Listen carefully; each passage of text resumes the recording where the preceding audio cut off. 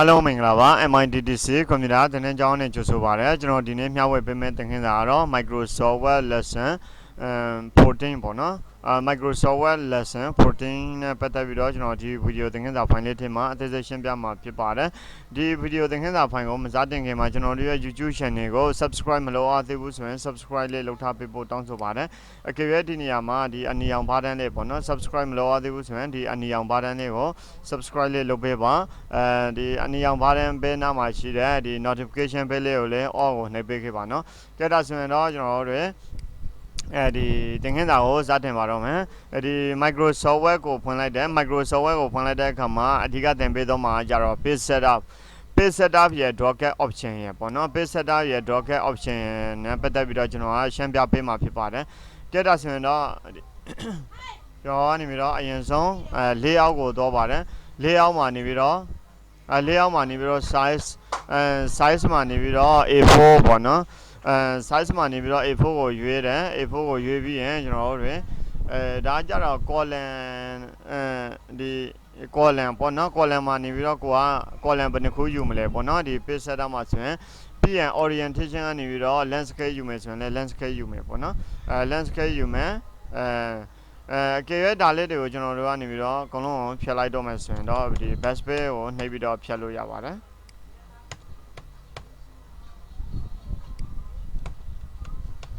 ကဲဒါဆိုရင်အခုဒီနေရာမှာဒီလိုပုံစံမျိုးနှစ်ခုဖြစ်နေပေါ့နော်ဒီအောက်မှာတစ်ခု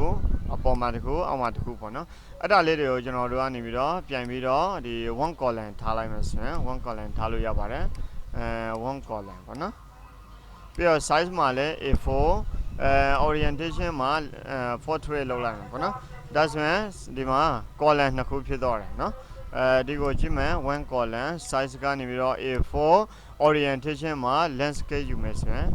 နှစ်ခုဖြစ်နေမယ်နော်အဲ့ဒါလေးတွေကိုကျွန်တော်တို့ကနေပြီးတော့မလိုချင်ဘူးပေါ့နော်သူကိုပြန်ပြီးတော့မလုပ်မလဲ portrait ထားမယ် portrait ထားပြီးတော့ဒီမှာစာမျက်နှာနှစ်ခုဖြစ်နေတယ်အဲ့စာမျက်နှာတစ်ခုကိုဖြတ်လိုက်မယ်ပေါ့နော်ဒီမှာဆိုရင် base page နဲ့နေပြီးတော့ဖြတ်လို့ရပါတယ်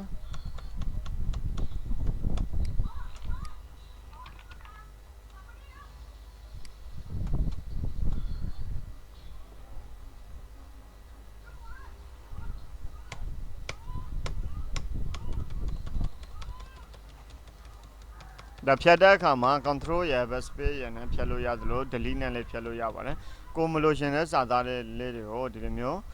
လိုက်ဖြတ်ပေးလို့ရတာပေါ့နော်ဒါဆိုရင်ဒီနေရာမှာ page 1တော့1မှာကြည့်လိုက်ပါဒါဆိုရင်သူကစာမျက်နှာတစ်ခုပဲကျန်တော့တာပေါ့နော်ကဲဒါဆိုရင်အခုဒီစာမျက်နှာကအခုတစ်ခုတည်းဆိုတော့ဒီစာမျက်နှာကိုကျွန်တော်က column နှစ်ခုခွဲချင်တယ်ဆိုရင် column 2 column ခွဲလို့ရတယ်2 column ခွဲပြီးရင်ကျွန်တော်အခု2 column ရောက်သွားပြီပေါ့နော်size ကို A4 ပဲထားမယ်ပြီးရင် orientation မှာလည်း landscape ထားလို့ရတယ်နော်ဒီစာရွက်ကတော့ဒီပဲဒါပေမဲ့ column ကနှစ်ခုဖြစ်သွားတာပေါ့နော်margin မှာလည်းမိမိတို့လိုချင်တဲ့ margin custom margin ကိုရွေးပေးလို့ရပါတယ်ဒီ custom margin မှာဆိုရင်0ထား000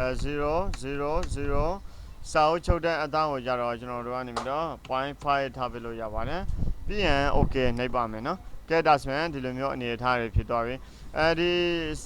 ဒီမှာဆိုရင်သူကစာပိုင်းနှစ်ပိုင်းဖြစ်သွားတာပေါ့နော်စာပိုင်းနှစ်ပိုင်းဖြစ်သွားတယ်ဆိုရင်သူကဘာဖြစ်လို့ဆိုတော့စာရွက်တစ်ရွက်တစ်မှာစာပိုင်းနှစ်ပိုင်းအနေနဲ့ရေးမှာဖြစ်တဲ့အတွက်ပေါ့နော်တစ်ရွက်တစ်မှာကျွန်တော်တို့ကစာပိုင်းနှစ်ပိုင်းရေးမှာဖြစ်တဲ့အတွက်နော်ပြန်ပြီးတော့ဒီ margin custom margin မှာမိမိတို့လိုချင်တဲ့ပုံစံမျိုးလေးတွေကို 0.5 ဆိုရင်လည်း 0.5 ထားပေးလို့ရပါတယ် 0.5 ပေါ့နော်ဒါ getter ကိုဝင်လို့ထားမယ်ဆိုရင်လည်း enter ခေါက်လိုက်နော်အဲ့လိုဆိုရင်ဒီအနေထားကိုဖြစ်တော့မယ်ပေါ့နော်ကဲပြီးပြီဆိုရင်ဒီနေရာမှာစာပိုင်းနှစ်ပိုင်းရေးမယ်သူ့ကိုကျွန်တော်တို့ကဘာလုပ်ဖို့လိုလဲဒီစာသားလေးတွေကို copy ကူးမယ်ပေါ့နော်စာသားလေးကို copy ကူးမှဖြစ်တဲ့အတွက်ဒီမှာ package ဆိုတဲ့ဒီ text box ထဲကကျွန်တော်တို့ control A လုပ်မယ် control A လုပ်ပြီးတော့ format font 16လောက်ထားလိုက်မယ်ပေါ့နော်16ထားပြီးတော့အဲ့ဒါကို right click ထား copy ယူမယ် copy ယူပြီးရင်ကျွန်တော်ကနေပြီးတော့ဒီ Microsoft Word ကိုဝင်မယ် right click ထား paste ချပါမယ်အဲ့လိုမျိုးလေးချလို့ရသလို home ထဲက paste ကိုနှိပ်လိုက်လို့ရှိရင်လည်းရတော့မှာပေါ့နော်ပြီးရင်ကျွန်တော်ကနေပြီးတော့သူ့ကိုtab key ခုံလိုက်enter ခေါင်းလေးရပါတယ် enter ခေါက်လို့ရှိရင်ဒီဘက်ကိုရောက်တော့မယ်ပြီးရင် page တစ်ခါရှာမယ်ဒါဆိုရင်သူကဒီစာရွက်တွဲတင်းမှာပဲဒီစာပိုင်းနှစ်ပိုင်းဖြစ်သွားတာပေါ့နော်စာပိုင်းနှစ်ပိုင်းဖြစ်သွားတယ်ဆိုတော့ကျွန်တော်ကနေပြီးတော့အခုဒီ page setter ကိုပြန်ပြင်ရှင်းတာပေါ့နော် page setter ကိုပြန်ပြင်ရှင်းတယ်ဆိုရင်ကျွန်တော်ကဒီဘက်ကစာပိုင်းကိုကျွန်တော်မယူတော့ဘူးပေါ့နော်မယူတော့ဘူးဆိုတော့ကျွန်တော်ဘယ်ဆုပ်လိုက်မယ်ဒါလေးကိုဘယ်ဆုပ်လိုက်တယ်ပြီးရင်ကျွန်တော်ဒီဘက်စာပိုင်းတစ်ပိုင်းလေးမှာပဲစာရွက်ကိုလည်းတရွက်တစ်ပဲထားမယ်ဆိုရင်ဒီကနေပြီးတော့1ကိုရွေးပေးရမယ်ပြီးရင် site ကိုလည်း A4 ကိုရွေးမယ်orientation မှာအလှဲမှာကြတော့ portrait ကိုရွေးမယ်ပြီးရင်ကျွန်တော် control A လုပ်မယ် select မှတ်တာပေါ့နော်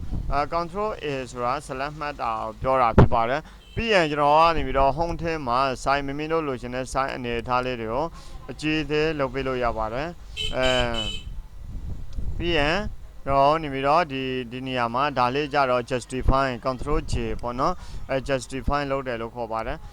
အခုဆိုရင်တော့စာဘက်ကကြတော့ဒီဘက်ကညီပြီးတော့ဒီဘက်ကကြတော့မညီဘူးပေါ့နော်အဲ့ဒါလေးကိုလိုက်ညှင်းပေးမယ်လိုက်ညှင်းပေးဖို့ဖြစ်တဲ့အတွက်သူကိုဒီကနေပြီးတော့ select ကာစာတစ်ချက်ချမယ်အပေါ်ကိုဒီ best pin နဲ့နေပြီးတော့တက်လို့ရပါတယ်ကဲဒါဆိုရင်တော့အခုကျွန်တော်တို့ဒီနေရာမှာဒါ print ဒီ setting ပေါ့နော် page setter အကြောင်းကိုနားလည်မယ်လို့ထင်ပါတယ်ဒီ page setter မှာဆိုရင်အဓိကကျွန်တော်တို့ column မှာဆိုရင်မိမိတို့လိုချင်တဲ့ column ကိုရွေးချယ်လို့ရတယ်ပြီးရင် site မှာလည်းမိမိတို့လိုချင်တဲ့ site ကိုရွေးချယ်ပေးလို့ရတယ်ဒီဘက်မှာ orientation မှာလည်းကိုကဒီအလှဲမှာကြတော့ down လိုက်ယူမလားအလျားလိုက်ယူမလား margin မှာလည်းမိမိတို့လိုချင်တဲ့ဒီpreset လေးတွေပါတာပေါ့နော်ဒါလေးတွေအလိုက်သင်းသုံးလို့ရတဲ့ preset လေးတွေပါသလို custom margins မှာလည်းမိမိတို့လိုချင်တဲ့ margin အတိုင်းတာကိုရိုက်ထည့်ပေးလို့ရတယ်နောက်ပြီးတော့ဒီ paper မှာလည်း site ကိုတခါတည်းဒီမှာရွေးချယ်ပေးလို့ရတယ်ပေါ့နော်ကဲဒီမှာဆိုရင်ဒီ orientation ရဲ့ဒီ margin ရဲ့ custom margin ရဲ့ဆိုတာကြတော့ဒီ page setter ဒီကောင်နဲ့အတူတူပဲပေါ့နော် paper ရှိမယ်နောက်ပြီးတော့ margin ရှိမယ် layout ရှိမယ်ပေါ့နော်ကဲဒါဆိုရင်ဒီ page setter အကြောင်းကိုနားလည်မယ်လို့ထင်ပါတယ်နောက်ထပ်တစ်ခုကကျွန်တော်ခေါင်းစဉ်ပေးထားတဲ့အထက်မှာဆိုရင်ဒီ page setter အကြောင်းနဲ့ဒီ dropcat option အကြောင်းဖြစ်ပါတယ် dropcat option အကြောင်းကိုကျွန်တော်ဆက်လက်ပြီးတော့လေ့လာပေးရမှာဖြစ်ပါတယ် dropcat option ကိုမလေ့လာခင်မှာအရင်ဆုံးကျွန်တော်တို့ Google research Google research နဲ့နေပြီးတော့ဒီကျွန်တော်ဘာလုပ်မလဲဆိုတော့ Google research လုပ်ကြည့်မယ်ပေါ့နော် Google research လုပ်ကြည့်တဲ့အခါမှာကြတော့ကဲဒါဆိုရင်တော့အခုကျွန်တော်ဒီဘက်မှာဆိုရင်ဒီသတင်းစာတွေစာဆောင်တွေ channel တွေမှာပေါ့နော်ဒီလိုမျိုးဒီပထမစာလုံးတစ်လုံးကိုနေပြီးတော့အကြီးပေါ့နော်အဲ့ဒါကြတော့ဒီစာရေးလောကမှာဆိုရင်ဘယ်လိုဘာလို့ခေါ်လဲဆိုတော့သူ့ကို dropcat လုပ်တယ်လို့ခေါ်တာပေါ့နော် dropcat လုပ်ထားတာပေါ့နော်ဒီမျိုးwhen the United Nations release a report on quality of life around the globe ပေါ့နော်ဒီလိုမျိုးတွေပေါ့ဒီလိုမျိုးသတင်းစာတွေစာဆောင်တွေ channel တွေရိုက်တဲ့အခါမှာပထမစာလုံးတစ်လုံးကိုအကြီးပေါ့နော်ဒါ dropcat လုပ်တယ်လို့ခေါ်ပါတယ်နော်ကဲဒါဆိုရင်အဲ့လိုမျိုးတွေလုပ်ဖို့အတွက်ကျွန်တော်တို့ကနေပြီးတော့ဒီမှာဆိုရင်William Henry Gates 3 born in 1955ပေါ့နော်ကဲဒါဆိုရင်တော့အခုဒီ William ဆိုတဲ့နေရာမှာ W ကို select မှတ်တယ် W ကို select မှတ်ပြီးတဲ့နောက်ပိုင်းမှာ insert ကိုတော့တယ် insert ပြီးရင် dropcat မှာ dropcat options တွေကိုထည့်ဝင်တယ် dropcat options တွေမှာထည့်ဝင်လိုက်လို့ရှိရင် none ဆိုတာကတော့ဒါဘာမှမရှိဘူး dropcat မရှိဘူးလို့ဆိုလိုခြင်းဖြစ်ပါတယ် drop ဆိုတာကြတော့ကျွန်တော် dropcat လုပ်မယ်လို့ဆိုပါတယ် drop လုပ်တဲ့ပုံစံမျိုးမှာ2မျိုးရှိမယ် drop ရဲ့ aim margin ရယ်ဆိုပြီးတော့2မျိုးရှိမယ်ပေါ့နော်drop ရဲ့ aim margin ရယ်ပေါ့နော်ကဲဒါဆိုရင်တော့ drop ရဲ့ aim margin ရယ်ဆိုတဲ့နေရာမှာကျွန်တော်တို့က drop ကိုရွေးပေးမှာပေါ့နော်aim margin ဆိုတာကြတော့ဒီ dropcat လုပ်မဲ့စာလုံးတစ်လုံးကတည်တံ့လေးဖြစ်နေပြီးတော့နောက်ထပ်တစ်ချက်မှာကြတော့စာကြောင်းစာတန်းပေါ့နော်စာပိုက်ပေါ့နော်အဲ့လိုမျိုးမလို့ရှင်ကျွန်တော်တို့ကနေပြီးတော့ဒီစာပိုက်ကဒီအတိုင်းပဲရှိမယ်ဒါမဲ့ဒီပထမဆုံးစာလုံးကို dropcat လုပ်မယ်ပေါ့နော်အဲ့ dropcat လုပ်မဲ့အခါမှာကြတော့ lines to dropcat ရှာမဲ့ line ကကြတော့3 line ပေါ့နော်1 2 3 line ထိကိုသူကအကြီးလုံးမယ်ပေါ့နော်ကဲဒါဆိုရင်ဒီ setting အတိုင်းကိုကျွန်တော်တို့ကြိုက်တယ်ဆိုရင် okay ပေးလိုက်ပေါ့နော်ဒါဆိုရင်တော့1 2 3သူကစာတန်းကို line 3တန်းစာပေါ့နော် line 3 line စာကိုသူကအဲ့ဒီစာလုံးတစ်လုံးကိုကြည့်ပေးတော့မှာဖြစ်ပါတယ်ကဲဒါဆိုရင်ဒီဒါဆိုရင်ဒီနေရာမှာပေါ့နော်ဒီလိုမျိုး ဒီလိုမျိုးစာဆောင်တွေစာဂျာနယ်တွေလုပ်တဲ့အခါမှာပထမဆုံးစာလုံးတစ်လုံးကိုဒါ1 2 3 4ပေါ့နော် line 4 line ကိုအတွက်လုပ်ထားတာဖြစ်ပါတယ်ကဲဒါဆိုရင်သူ့ကိုကျွန်တော်တို့ကပြင်ချင်တယ်ဆိုရင် docket options တွေကို insert က docket options တွေကိုထည့်ဝင်ပါတယ် docket options တွေမှာဒီ3အစား4ကိုရွေးတယ် okay ပေးတယ်ဒါဆိုရင်တော့4 line ဖြစ်သွားတာပေါ့နော်ဒီဘက်မှာလည်းသူနမူနာအနေနဲ့1 1 2 3 41 2 3 4ပေါ့နော်ဒါဆိုရင်4 line ပေါ့နော်4 line ဆိုတာကျွန်တော်တို့ကနေပြီးတော့ဒီဇလုံးတစ်လုံးကို docket option လေးလောက်ထားတာပေါ့နော်ကဲဒါဆိုရင်တော့အခုကျွန်တော်တို့ကနေပြီးတော့ဒီသူကိုဒီ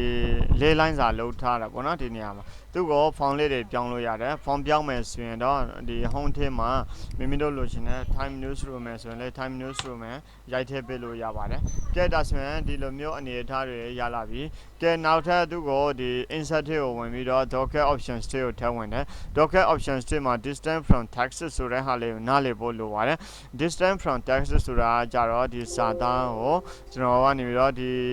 docket လောက်ထားတဲ့စာသားနဲ့နောက်ကစာသားလေးတွေကိုကျွန်တော်တို့ကနေပြီးတော့ဒါ space ချတဲ့ဟာလေးဖြစ်ပါတယ်ကဲဒါဆိုရင်သူ့ကိုကျွန်တော်တို့ကနေပြီးတော့ 0.5 လောက်ချမယ်ပေါ့နော် 0.5 ဆိုရင်နည်းနည်းလေးလက်မဝက်လောက်ကိုသူကရှာပေးလိုက်တာဖြစ်ပါတယ်နော်သူ့ကိုလိုသလိုအချင်းချင်းလုပ်လို့ရတယ်မိမိတို့လိုချင်တဲ့အနေအထားလေးတွေကိုလည်းပြုပြင်လို့ရသေးတယ်ကိုလိုချင်တဲ့အနေအထားလေးတွေရလာပြီလားရလာပြီဆိုရင်ကျွန်တော်တို့ကနေပြီးတော့သူ့ကိုဒီကောင်လေးကိုရွှေ့ထားပေးလို့ရတယ်ဒီအနေထားလေးမှာကိုကရွှေ့ထားမယ်ပေါ့နော်ဒီဘက်ကဟာကိုကျွန်တော်တို့ကနေပြီးတော့ဒီ docket option ထဲမှာသူ့ကိုဒီ distance မထားတော့ဘူး distance မှာကျတော့0ပဲထားမယ် enter ခေါက်လိုက်ပေါ့နော်ဒါဆိုရင် distance မထားတော့ဘူးပေါ့နော်ကဲဒီလိုမျိုးအနေထားလေးဖြစ်ပါတယ်ကဲဒီလိုမျိုးအနေထားလေးတွေရပြီပေါ့နော်ကဲဒါဆိုရင်တော့ဒီသင်ခန်းစာအထက်မှာကျွန်တော်တို့ဘယ်နှမျိုးလေ့လာလို့ရလဲဆိုတော့ဒီlayout မှာဆိုရင်ကျွန်တော်တို့က layout ထဲဝင်တဲ့အခါမှာ page setter အကြောင်းကိုလေ့လာရတယ်နောက်တစ်ခုကဒီ docket option ပေါ့နော် docket option အကြောင်းကိုလေ့လာမှာဖြစ်ပါတယ်နော်ကဲဒါဆိုရင်တော့ဒီ page setter နဲ့ docket option အကြောင်းကိုနားလည်မယ်လို့ယူဆပါတယ်အားလုံးပဲကျေးဇူးတင်ပါတယ်ကျွန်တော်တို့ရဲ့ YouTube channel ကို subscribe မလုပ်ရသေးဘူးဆိုရင် subscribe လုပ်ထားပေးဖို့တောင်းဆိုပါတယ်နောက်ထပ်ဗီဒီယိုသင်ခန်းစာဖိုင်မှာပြန်လည်ဆုံတွေ့ကြပါမယ်အားလုံးဘိုင်ဘိုင်